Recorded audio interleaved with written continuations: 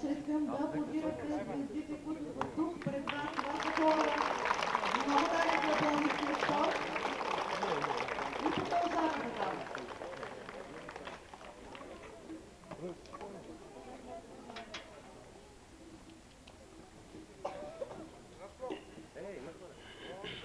Много да ни губим време, започваме. Завърши традиционният детски футболен турнир на град Пловдив за купата на Асоциацията на българските футболисти, който се проведе в рамките на националната програма Децата и футбола. Турнирът се организира за 15-ти пореден път от Асоциацията на българските футболисти, Българския футболен съюз и Министерството на физическото възпитание и спорта.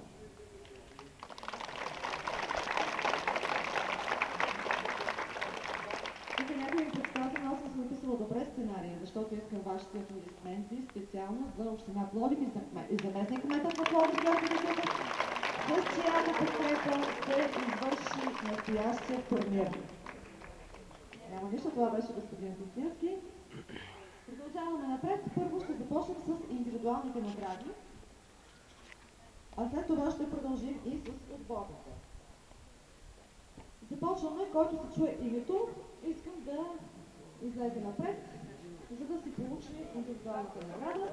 Първо започваме с поста най-добър вратар на турнира, а това е Христо Марчуков от Спартак. Отпред наградата ти. Изчакайте. Наградата ще бъде връчена от една от легендите на Ботев Пловдив, господин Иван Занев. Аплодисменти за него.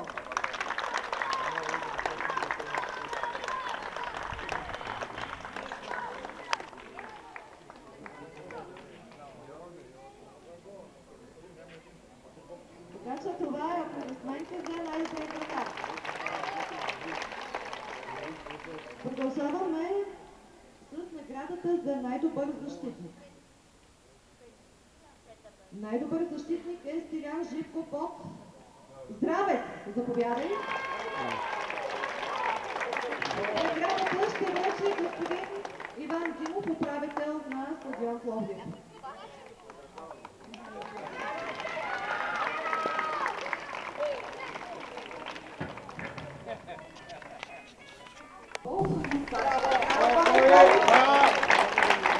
Наградата ще връчи господин Петър Зефтински, който ми подсказва, но господин Зефтински отново съм ви изпреварила сценария. Знаете, господин Зефтински е с много дълга визитка като футболист, в момента помага на спорта в Пловдив, от него зависят много неща, така че той аплодисменти за него.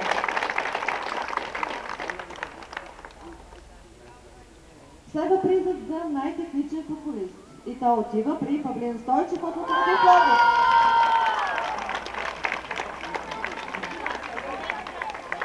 Наградата ще връчи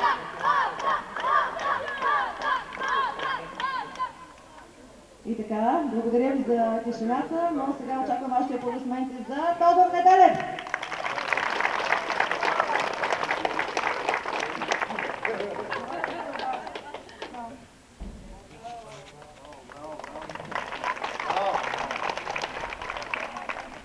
А сега следва призът за най-добър треньор.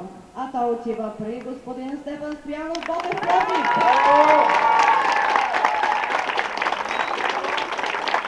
И тук, за да покажем, че футбол е над всичко и в играта, и като отношението след това извън терена, наградата ще връчи господин Стефан Генов, треньор на Локомотив Пловдив.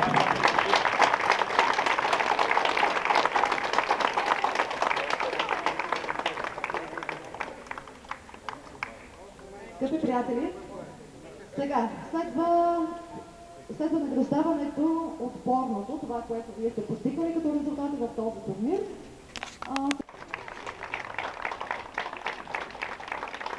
Наградата ще връчи господин Атанас Пашев.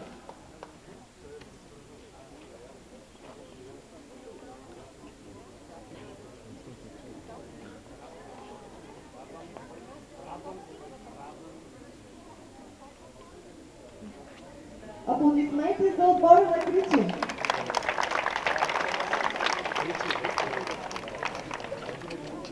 На 9-то място е отбора на град Боляр, на село Боляр с извинете, с треньор Христо Кайрякович.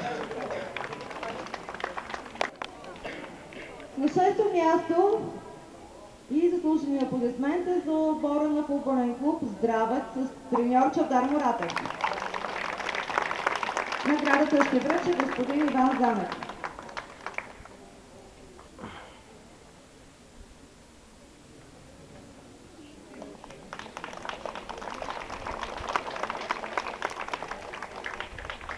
Продължаваме напред. Пето място е за отбора на Локомотив Пловдив с треньор Васил Ангелов.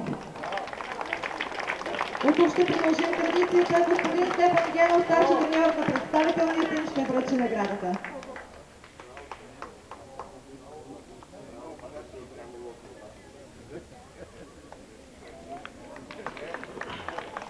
Скъпи приятели, продължаваме напред.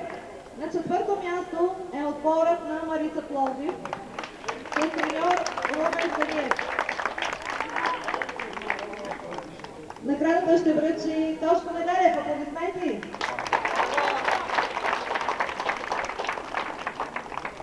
Все пак знаем, че школата на Марица Пловдив е една от най-продуктивните, поне така статистически общо се води. Пожелавам успех на този клуб да се възстанови и се радвам, че има представители от вашата възрастова група. Много ме радва това. И сега стигаме до призовата тройка. На трето място е отборът на Асеновец. С треньор Георги Копиванов. Наградата ще връчи господин Георги Георгиев.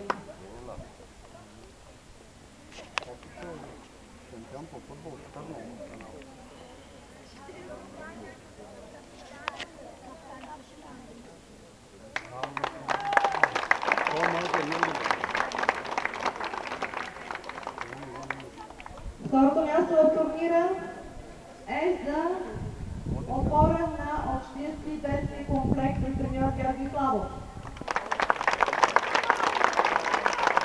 Наградата ще бъде връчена от виновните, разбира се, кавички за провеждането на това състезание, на този турнир.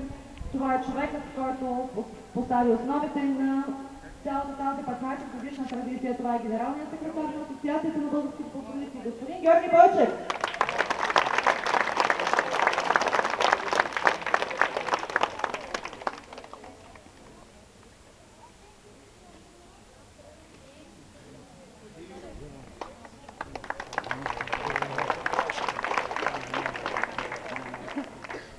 И сега, внимание!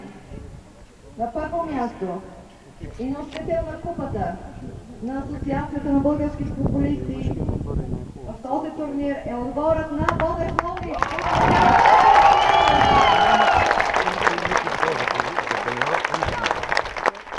За това да връчи това престижно отличие се пада честта на заместник-кметът на Пловдив, господин Георги Дичуков, чиято подкрепа се провежда също това състезание и разбира се с помощта на община Пловдив.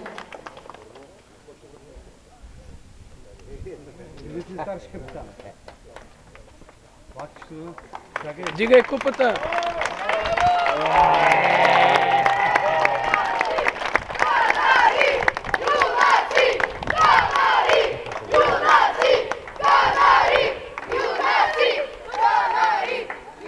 Да дам думата, скъпи приятели, искам да дам думата на господин Георги Тичуков, заместник-кметът на град Пловдив, да закрие състезанието. Ще пеете малко по-късно. Ще имате тази възможност да пеете, но